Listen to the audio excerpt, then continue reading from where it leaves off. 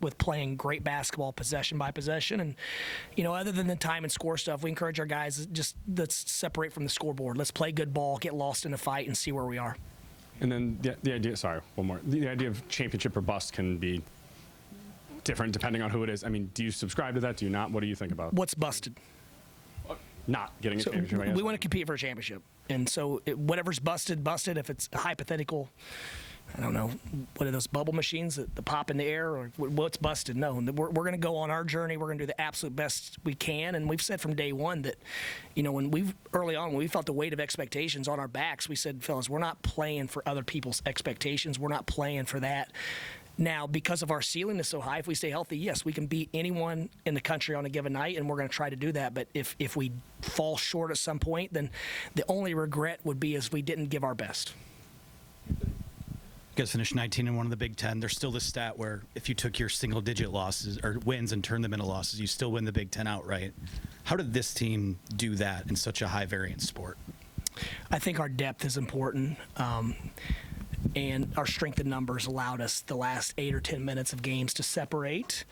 And we have big-time players that perform the best in the biggest of moments. So, you're up 5 in a game where they have to start fouling with a minute or 2 left. If your guys make their free throws and then they're capable of getting a stop, those 5-point leads can be 12 or 13 pretty easily.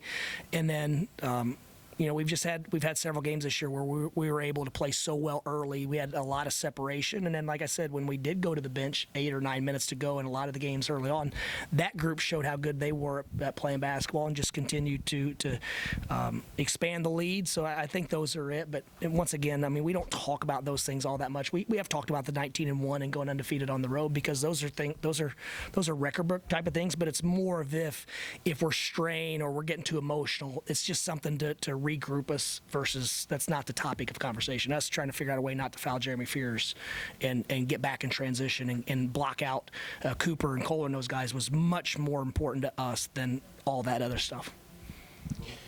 Dusty, as you mentioned, the statistical models and the polls and the media didn't have you guys doing this at the start of the year.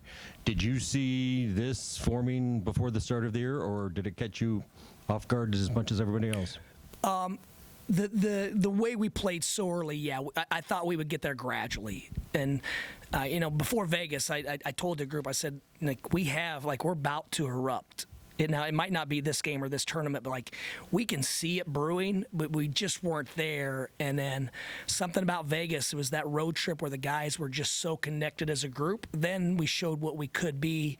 And from then on, we've played pretty consistent basketball. And it takes some mental stamina to go through a Big Ten slate like our guys did. And I want to give the staff a lot of credit. They pushed at the right times, and they stepped back at the right times. And, we have a player-led locker room. And it's not one guy leading our locker room. It's not two. It's everyone. Leadership is open to everyone in our locker room, and these guys have a real way about them, and the other guys that don't want to lead can be led because they know the person who's speaking up or trying to hold them accountable has our best interest at heart, not any personal best interest. Hey, Coach. You kind of touched on it before, but Moraz and Addae have gotten into foul trouble 3 or 4 times this season, and it's impacted you guys. And it's clear that teams are kind of hunting that. What are you kind of telling them, or what are you doing going forward to try to mitigate that in postseason play? It's case by case. We've been working on different zones and different defenses and other contingencies in case it happened. But we just felt like tonight, if we can just make sure the game is manageable, then we could get to the second half with Addae. And then we just felt like sometimes with that halftime, it's just, it's not as if playing with 30 seconds left to go in the half and versus 30 seconds after the half is any difference as far as the analytics, but it's just that mental barrier that we're in the second half. We can play with aggression. But yeah, and Elliott's another one. We've challenged Elliott repeatedly. He has to make his fouls count. And it's the same thing with Addae. He can't get a foul trying to post up at 18 feet. Which then the second one, I don't know what happened on the second one, but then that one becomes so much more impactful because of the first one. And so those are the ones we have to let. If we're going vertical on a shot and they feel like he came down to block it, we can live with those. We just can't live with the mental air fouls, and it's going to be even more important moving forward. Yeah, Dusty, Duke Carolina, last game of the year always is. This is 2 years in a row now, Michigan State, the last game. Do you think that is where it's headed? And could you also address perhaps the toxicity of this rivalry? Tom Izzo upset in his post-game presser about the little brother taunting. And where do you think this rivalry is headed? Do you think it's getting a little overboard? Okay. Is it? No, I think it's a great rivalry. I think it's a lot of fun. I didn't know how big this rivalry was, and I know I caught a lot of heat from last year when I didn't know their traditions after senior night. I knew they kissed the floor. I thought it was after the game. I assumed it was just like everyone else, where after the game you go through ceremony, kind of how we did. But I didn't know our own traditions here. I mean, I think if anyone knows me, I don't even know when holidays are. Like, I don't. And so I can be, whatever, criticized for it, whatever, and I probably need to do a better job on all fronts. But no, I mean, obviously, there's some chants throughout student sections that I don't agree with. I wouldn't want to say, and I don't like them with kids in. But you turn on your TV, it's part of the competitive environment. Is it toxic? I don't know. I thought those players on the court, both games, battled. I thought last year when they swept us, they battled and they earned it. Like, that's what I said last year. Like, man, they kicked our butt. They made us better. They made us elevate our play and our preparation, our summer workouts, because we knew we weren't going to be able to do what we were doing and get over the hump. And now we're still not over the hump, because now we may see them again on Sunday. I think they'll be on the other side of the bracket. But, I don't know. I'm just you show up and you do the best job you can. Would you like it the last game of the year? Yeah, yes, I do. I like it. I think it's fun. What did they think? I'll ask him later on. Yeah, just like Duke and Carolina, I know it's great for the game if there's a better time for it. Then, but look, if you said we're going to do it in January and February, I'd be okay with that. If you say it, I don't really worry about anything that I don't have control over. Like, literally, if I don't have control over it, I don't care. Have any say in that? If they ask me, I'll tell them. But no, I don't. I defer to all those guys. When we talk about 18 teams or 14 teams in the Big Ten tournament, I defer, because I hadn't put much thought or research behind those things. Dusty, what was the exchange like with Coach Izzo after the game, or any words exchanged or anything? Just normal stuff. Congrats on a Big Ten championship. That was it. Yeah, you guys, you're like, I'm worried about our team and our program, period.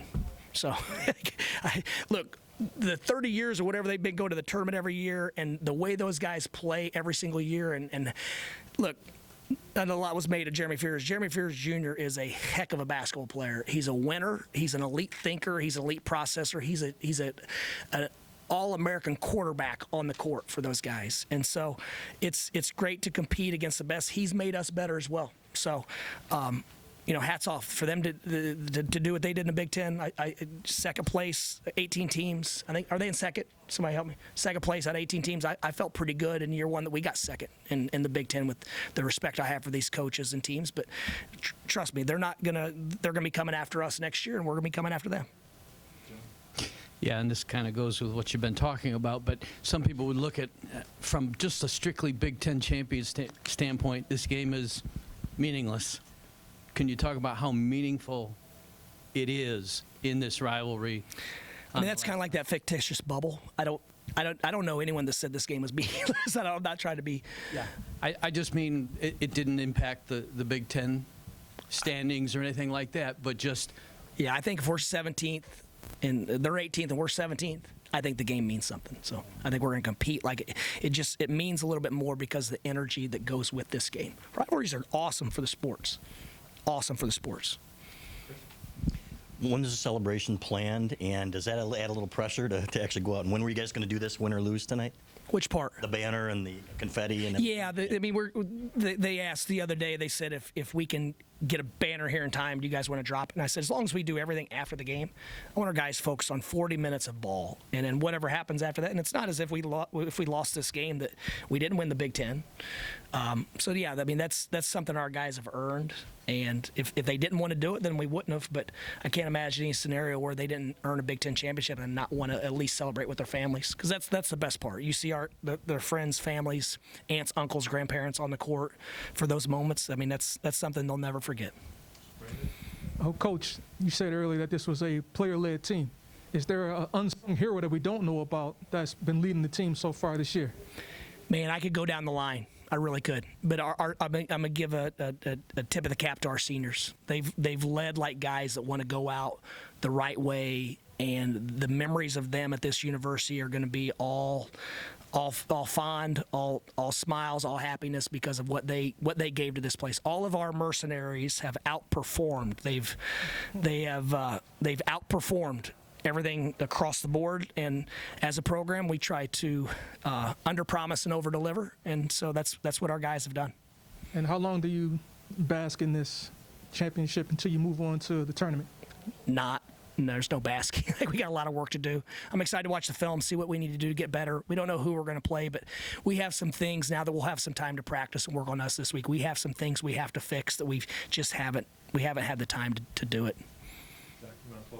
To go 8-24 to now 29-2, what does that say? Like, what does that turnaround say about your long-term vision for a program? And is that something that maybe other struggling programs could potentially do as well, or is it something specific to Michigan?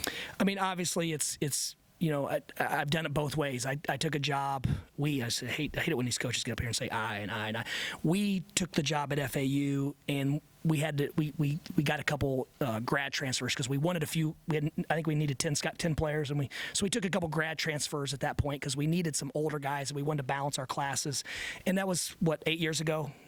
8 years ago, and so things are a lot different. Yes, it's easier to do it now and rebuild it quicker. It's easier than it was, but easier doesn't mean it's not incredibly difficult, and a lot of great work by a lot of people have poured into this. Our donors, our administration, our coaching staff, like we're a team ourselves, and so all that has went into this. But the 8-24 had that was a group that went through a lot, and it just didn't work out well for them. And this team did something special.